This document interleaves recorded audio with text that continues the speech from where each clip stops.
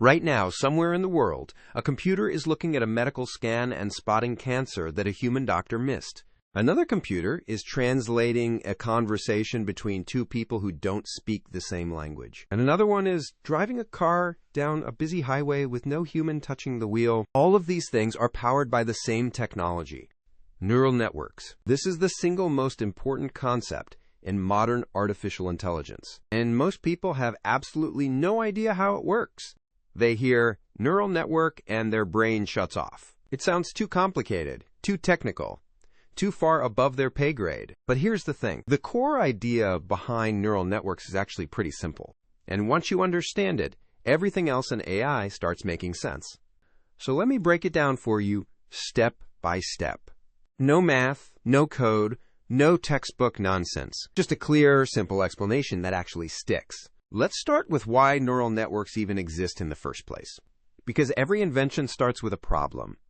Traditional computer programs work on rules. A human programmer writes specific instructions for every possible scenario. If the temperature is below 0, turn on the heater. If the email contains the word lottery, mark it as spam. If the password matches, let the user in. These rule-based programs are great for straightforward tasks. But they completely fall apart when things get complex. How would you write rules to recognize a face? Think about that for a second.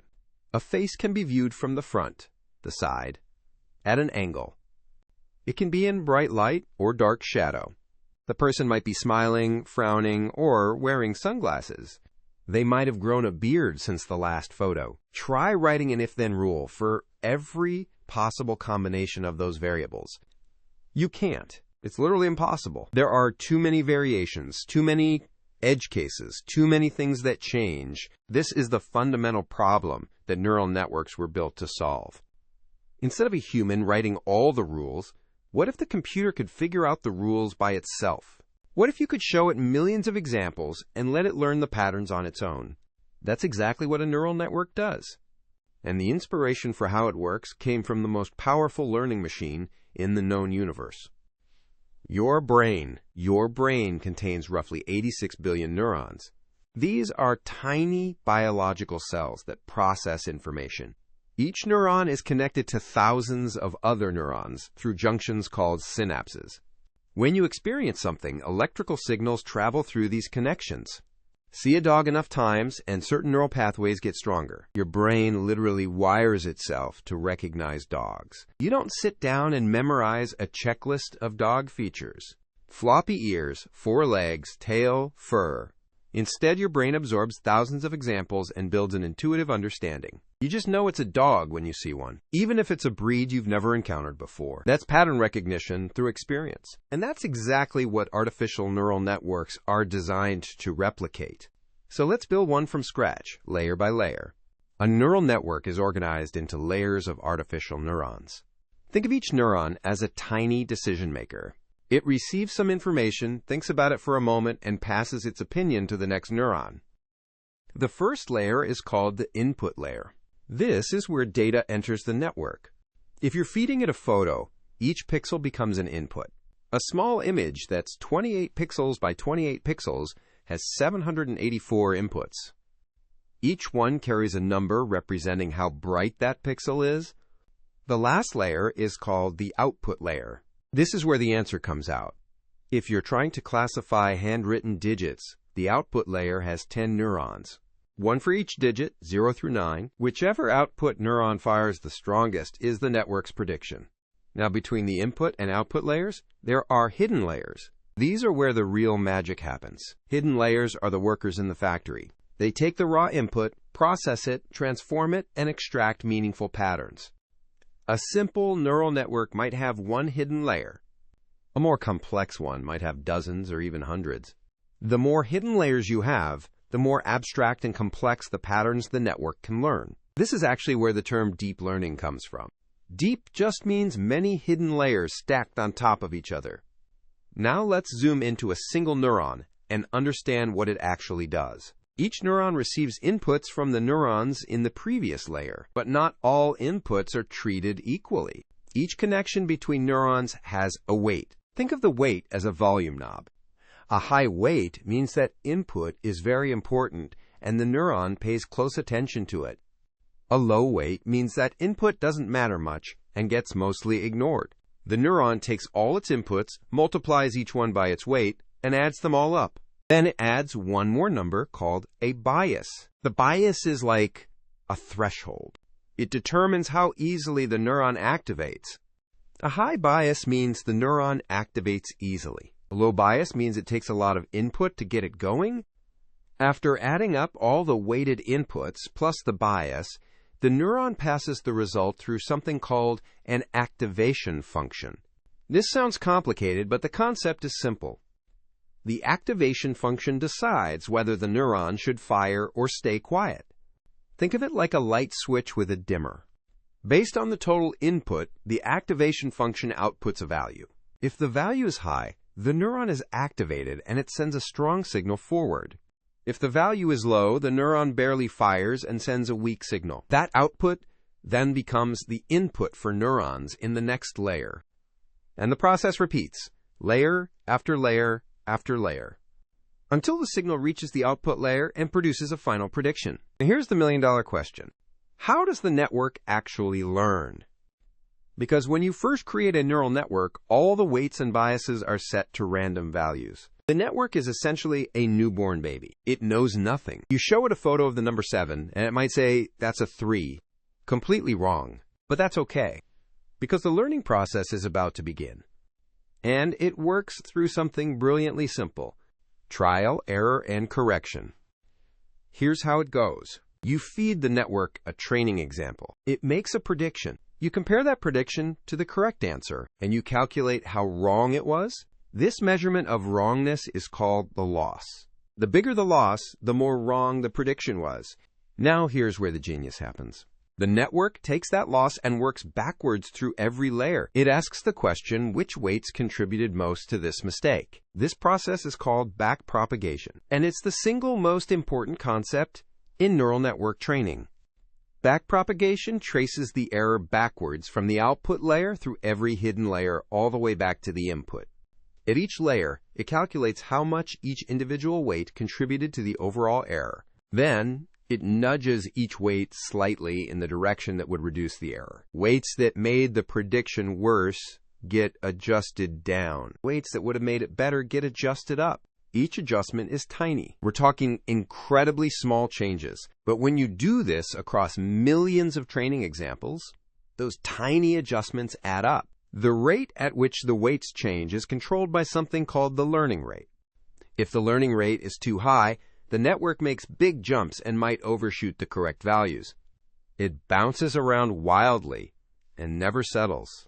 If the learning rate is too low, the network learns painfully slowly. It might take forever to reach a good solution. Finding the right learning rate is one of the key challenges in training neural networks. But when it's set correctly, something beautiful happens. Example after example, adjustment after adjustment, the network gets better. The loss goes down. The predictions get more accurate. Patterns emerge. The network starts recognizing things it has never explicitly been programmed to recognize. After training on thousands or millions of examples, the weights settle into values that produce remarkably accurate results. The network has learned, not because a human told it the rules, but because it discovered the rules by itself through repeated exposure to data. That's the power of neural networks. Now let me show you what the network actually learns at each layer, because this part is fascinating. Let's use image recognition as an example. The first hidden layer typically learns to detect very basic features: simple edges, lines, and gradients. Horizontal lines, vertical lines, diagonal lines. That's all it picks up. Not very impressive on its own. The second hidden layer takes those basic edges and combines them into slightly more complex shapes. Curves, corners, simple textures. Still pretty abstract. The third layer combines those shapes into recognizable parts. An eye shape, a nose outline, the curve of an ear. Now we're getting somewhere. Deeper layers combine these parts into complete objects. A full face, a specific person's face, a dog, a car. Each layer builds on the previous one. From simple to complex, from edges to objects. The network creates its own hierarchy of features automatically. No human told it to look for edges first and faces later. It figured out that strategy entirely on its own. This is why deeper networks with more layers can recognize more complex things. Each additional layer adds another level of abstraction. Now let's talk about why neural networks need so much data. You've probably heard that AI models are trained on millions or billions of examples. That sounds excessive, but there's a good reason. Think about how many cats you saw as a kid before you could reliably identify every cat. Hundreds? Thousands? And your brain is far more efficient at learning than any computer. Neural networks need massive data sets because each individual example only teaches a tiny lesson. One photo of a cat in sunlight teaches the network what a cat looks like in sunlight. But it doesn't help with cats in shadow, cats from behind, or cats wearing costumes. The network needs variety. Different angles, different lighting, different contexts, different breeds. The more diverse the training data, the more robust and accurate the network becomes. If you train it only on photos of white cats, it might fail to recognize a black cat. Not because it's flawed, but because it never saw one during training.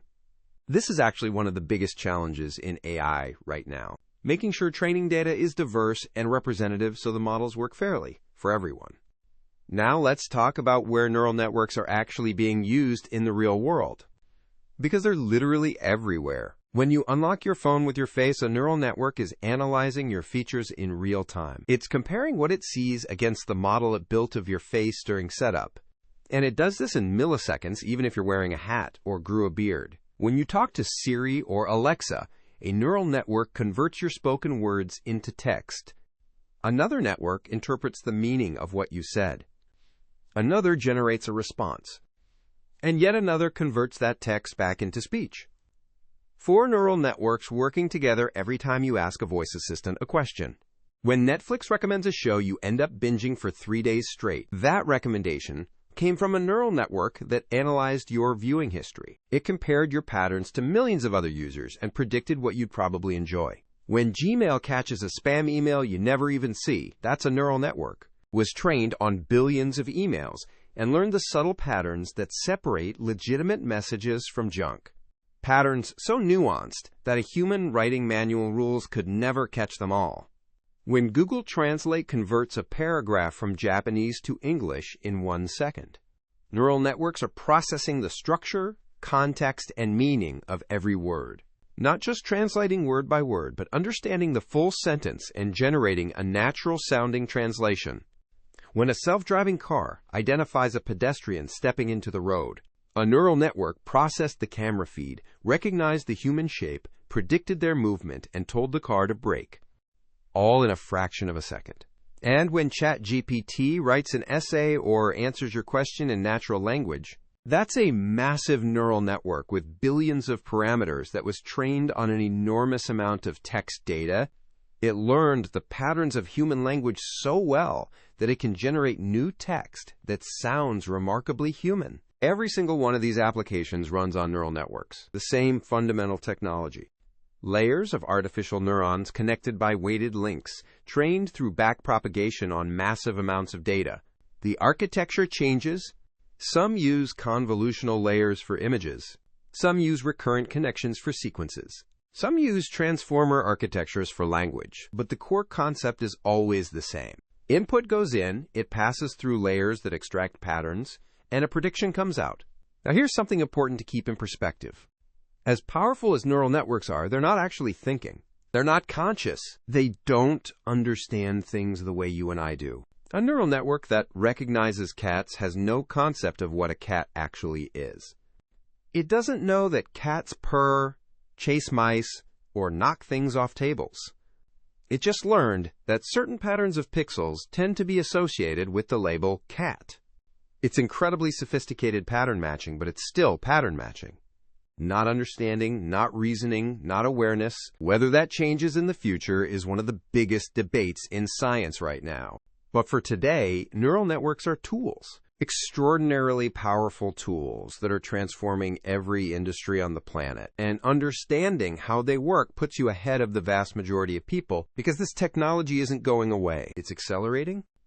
Every year, neural networks get faster, more efficient, and more capable. They're handling tasks today that experts thought were decades away, and the people who understand the basics of how this all works will have an enormous advantage in their careers, in their businesses, and in navigating the world that AI is building. That's why I make these videos, to give you that understanding in plain language without the gatekeeping.